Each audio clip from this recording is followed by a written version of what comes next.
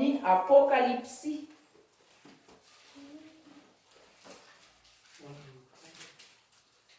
Apokalipsy toko faha-enina dia ny andininy fahafito ka hatramin'ny faha-12.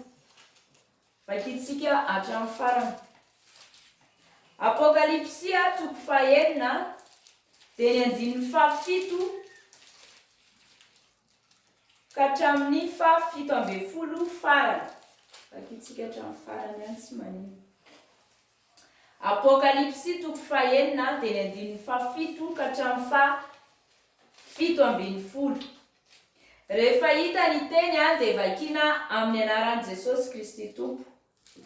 Rehefa novahana ny tombo-kase faha-efatra dia reko ny feon'ny zava-mananaina faha-efatra ny teny hoe avia, ary hitako fa indro nisy soavaly antsatra, ary ny anaran'izay nitaingina azy atao hoe fahafatesana ary ny fitoeran'ny maty no niaraka taminy.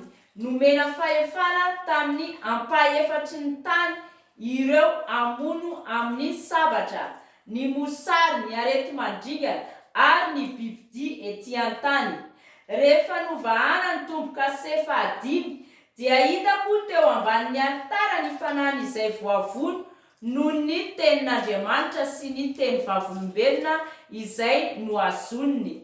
Ary niantso tamin'ny feo mahery izy ireo hoe: Tompo, masina sy marina, mandra-pahoviana no tsy hitsaranao sy tsy amalinao ny ranay amin'izay monina eny ambonin'ny tany. Dia samy nomena akanjo fotsy lava izy rehetra, ary nasaina niala sasatra kely aloha izy mandra-patapitry ny mpanompo namany sy ny rahalainy izay hovonoina tahaka azy koa. Ary hitako fa rehefa novahana ny tombo-kase faha-enina dia nisy horohoro-tany mafy tonga mainty tahaka ny lamba volonosy fisaonana ny masoandro, ary tonga tahaka ny rà avokoa ny volana. Ary ny kintana teny amin'ny lanitra dia niraraka tamin'ny tany toy ny aviavy manintsana ny voany manta raha hozongozon'ny rivotra mahery izy.